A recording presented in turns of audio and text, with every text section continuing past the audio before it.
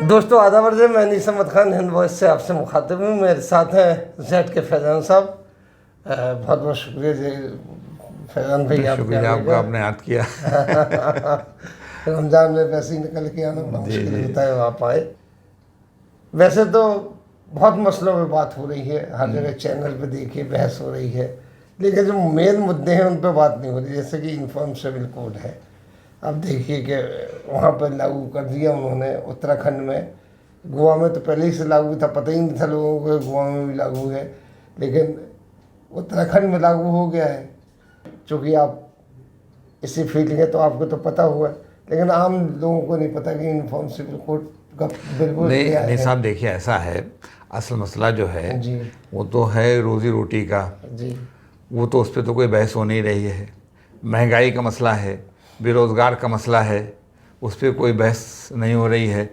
अब आपने जो यूनिफॉर्म सिविल कोड की बात कही, जी तो यूनिफॉर्म सिविल कोड तो मेरे हिसाब से कोई मसला नहीं है, ये बात का मसला है। असल मसला तो रोज़ी रोटी का है, महंगाई का है, बेरोज़गारी का है, ये उसके बाद का। लेकिन जो आपने यूनिफॉर्म सिविल कोड की बात कही, तो यूनिफॉर्म सिविल कोड का एक मरतबा फिर कुछ लोगों ने राव अलापा है, बहुत सारे स्टेट्स ने कहा कि हम लागू करेंगे।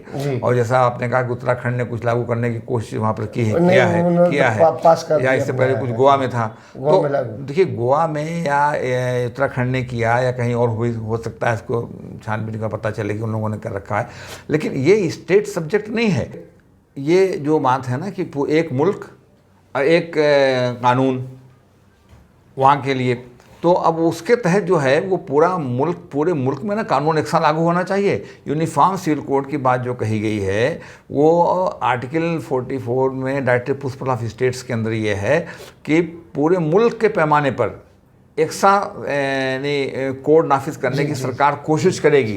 तो ये कहते हैं एक साथ सिविल कोड नाफिज करो, तो सवाल ये पैदा होता है पूरे मुल्क के पैमाने पर नाफिज करेंगे ना, ये स्टेट्स को कहाँ से ये है कि वो नाफिज करेंगे। वो स्टेट्स के कुछ मैटर्स को लेकर उन्होंने किया होगा, लेकिन यहाँ तो पूरे मुल्क पे जो कानून बनेगा वो पूरे मुल्क के पैमाने पर बनेगा।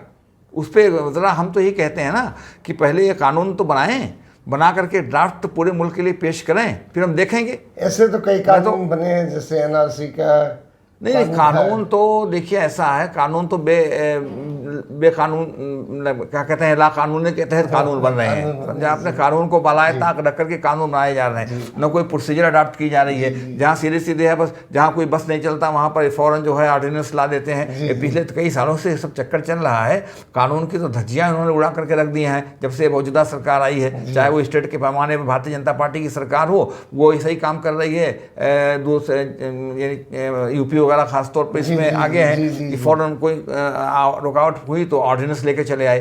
तो वो तो एक मसला है, पूरे मुल्क के पैमाने पर कानून नाफिज करने की बात है। जो कानून यूपी में होगा वही उत्तराखंड में होगा, वही बंगाल में होगा, वही तमिलनाडु में होगा, ये है बात। तो उसके सिलसिले में मेरा कहना यह है कि कई मुसलमान अभी जो सोचा छोड़ा गया, ये तो छोड़ते ही रहते हैं और छोड़ते रहेंगे। उस पर कुछ हमारे मुस्लिम रहनुमाओं ने रिएक्ट किया, और मैं समझता हूँ कि जहाँ तक मुझे याद पड़ रहा है शायद मुस्लिम पर्सनल बोर्ड के सेक्रेटरी ने भी उस पर रिएक्ट किया कि साहब इसकी मुखालफत करेंगे। मैं कहता हूँ कुछ नहीं, चुप होकर बैठिए, इनसे कहिए कि पहले ये ड्राफ्ट बना करके पेश तो करें कि ये हमारा मुल्क के पैमाने पर सिविल कोड नाफिज करने का, ये यूनिफॉर्म सिविल कोड नाफिज करने का ये हमारा ड्राफ्ट है। ड्राफ्ट आएगा तो देखेंगे क्या होता है। सबसे पहले अपने हाथ तय कर लें कि क्या यूनिफॉर्मिटी होगी। तो वो तो एक मसला है, मसला तो दूसरे जो है वो डिस्कस नहीं। सब ये नहीं लगता कि ये सब यूनिफॉर्म सिविल कोड ये उन जो मुद्दे हैं खास तौर पे नेशनल वाइड, उनको दबाने के लिए मैं आपसे यही तो कह रहा हूँ कि जो असल मुद्दे हैं उस पर तो कोई बहस हो ही नहीं रही हो।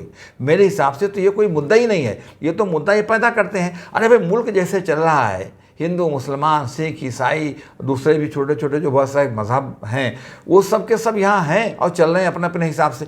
ख्वामखाई आप उसमें आकर के बीच में नहीं, हम यूनिफॉर्म सिविल कोड नाफिज करेंगे, हम यूनिफॉर्म सिविल लॉ बनाएंगे, क्या मतलब क्या है भाई, इसकी ज़रूरत क्या है, मैं पूछता हूँ यूनिफॉर्म सिविल कोड की। अब आप कहें कॉन्स्टिट्यूशन मेकर्स ने उस वक्त के हालात में एक चीज़ फ्रेम की थी, रखा था कि भाई स्टेट कोशिश करेगी, कोई डायरेक्टिव प्रिंसिपल है ना भाई, उसमें है कि कोशिश करेगी।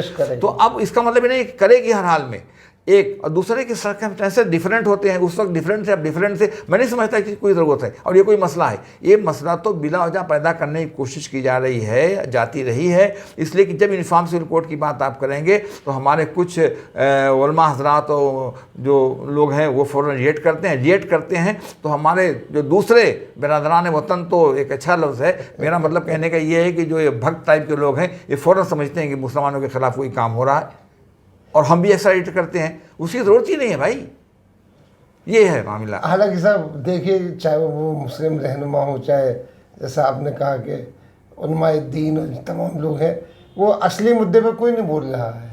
असली मुद्दे जिस तरीके से नहीं, असली मुद्दे पर तो देखिए ये सरकार तो सबको उलझा के रखा है, बोलने ही नहीं दे रही है, ये बात ही नहीं करने दे रही है। ये चाह ही नहीं रही कि लोग ये बहस करें कि पेट्रोल इतना महंगा क्यों, डीजल इतना महंगा क्यों, रसोई गैस इतनी महंगी क्यों।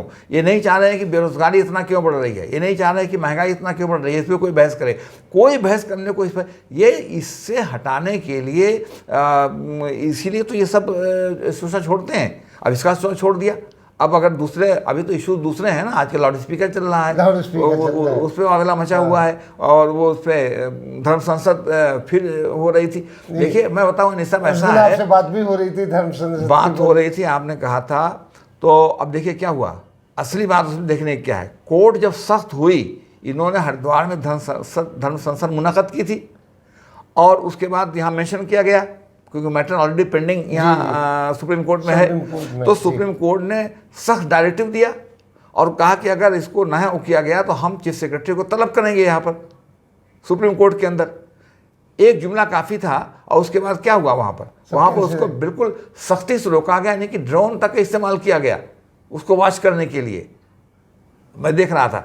तो और उसके बाद वो नहीं, उसके रुड़के के बाद वो यहाँ करने वाले थे हरिद्वार में दोबारा तो हरिद्वार ने भी वहाँ भी उन्होंने पोजीशन ले लिया कैसी की तैसी। नहीं भाई, जब कोर्ट सख्त हो ना तो ये मामला होता है, मगर अब कोर्ट का भी कभी कभी मामला अजीब व गरीब होता है। अभी मैं हैरत में हूँ कि कोर्ट ने, अभी दिल्ली हाई कोर्ट ने 3 दिन पहले ये एक ऑब्जर्वेशन, 2 जजेस की बेंच थी, तो उसमें वो उमर खालिद की बेल का पे बहस हो रही थी। तो जजेस दोनों अलग अलग और दोनों सवाल कर रहे हैं कि साहब प्राइम मिनिस्टर के लिए जुमला का इस्तेमाल करना क्या ये मुनासिब है, उसके लिए इस तरह के जुमले आपने इस्तेमाल किए। और कमाल तो ये है, वो एक चंगा एक लफ्ज़ होता है, ये क्या मुनासिब है। अच्छा सब चंगा और ये जुमला तो खुद अमित शाह ने कहा कि मोदी जी ने जो बात कही थी 15 लाख की, वो जुमला था, जुमले थे। तो उसने अगर जुमला की बात कही तो क्या बुरा, गडकरी ने कहा था।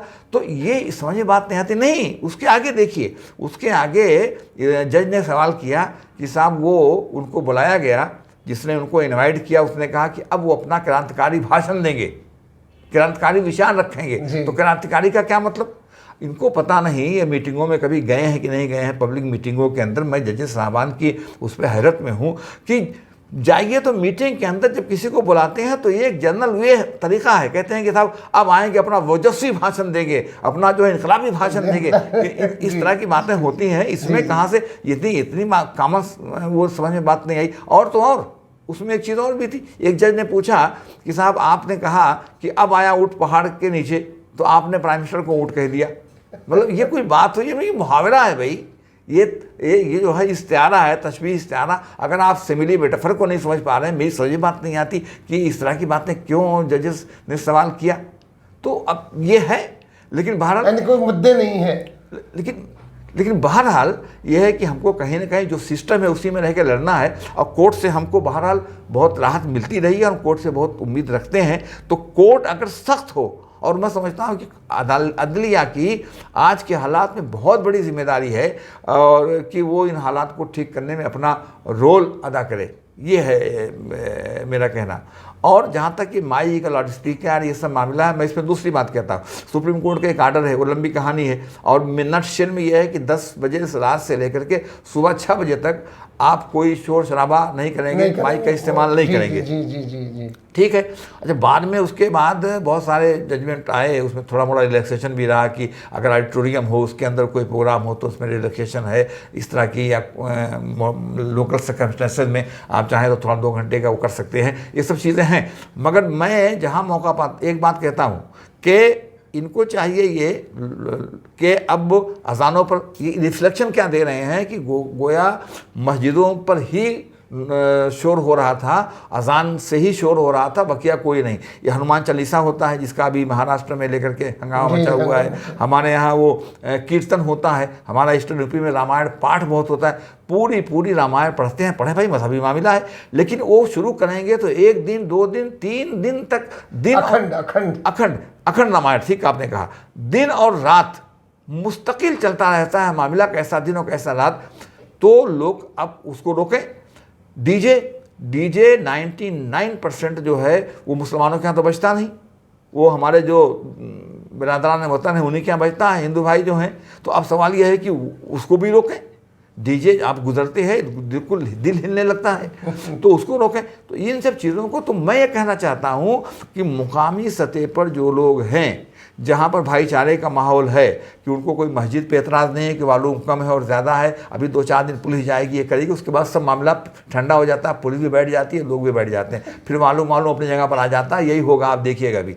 तो जहाँ पर हिंदू का कोई एतराज़ नहीं है अजान के लिए, तो मुसलमानों को भी कोई एतराज़ नहीं है इसके लिए रामायण पाठ करो, और करते हैं। मैं जाता हूँ तो मैं देखता हूँ मेरे सामने ही मस्जिद में अजानें हो रही हैं, वालूम से कहीं ज़्यादा तेज़ हो रही हैं, हनुमान चालीसा वो रामायण पढ़ी जा रही है, रामायण पाठ हो रहा है, कोई ना उनको इतराज़ ना इनको। लेकिन जहाँ पर इस तरह के भक्त हजरात हैं, जहाँ पर फेनेटिक्स हैं, जहाँ पर ये हिंदुत्व वाले लोग हैं और जो नफ़रत फैलाने का काम करते हैं, उनके ख्याल में कि मस्जिद से ही पोल्यूशन होता रहा है, तो अब अगर वहाँ अखंड पाठ होता है रामायण का, या कोई पाठ होता है, भजन कीर्तन होता है, कोई भी कुछ होता है, तो और शादियों के अंदर डीजे बजने लगता है, या शादियों के अंदर नौटंकी वगैरह होती है देहाती इलाकों में, तो वो फ़ौरन का फ़ौरन जो मोबाइल मैन है उसको इन्फॉर्म करें। उसके बाद उसको जो है मोबाइल के ज़रिए, लोग ज़्यादा एक्सपर्ट हैं, वो इन्फॉर्म करें इसको एसपी को, डीएम को, और वही फिर चीफ जस्टिस को भी इन्फॉर्म करें कि साहब हमने ये हो रहा है, ये चल रहा है, ये आपके आर्डर का वायलेशन हो रहा है, तो ही ठीक रहेगा। They must adopt some offensive attitude, I think, I suggest. लेकिन लुब्बे लोआब है कि उन मुद्दों पे तो बात हो नहीं रही है कि जो असली मुद्दे हैं। नहीं, बिल्कुल नहीं। गरीबी, महंगाई, इन मुद्दों को ना हो रही है, ना होने देगी सरकार, ना होने देगी सरकार रहती है। चलिए, बहुत बहुत शुक्रिया आपका। इसी के साथ हम लेते हैं एक गैप, अगले अंक में फिर जेड के फैजान साहब से मुलाकात होगी। तब तक के लिए दीजिए बहुत शुक्रिया आपका।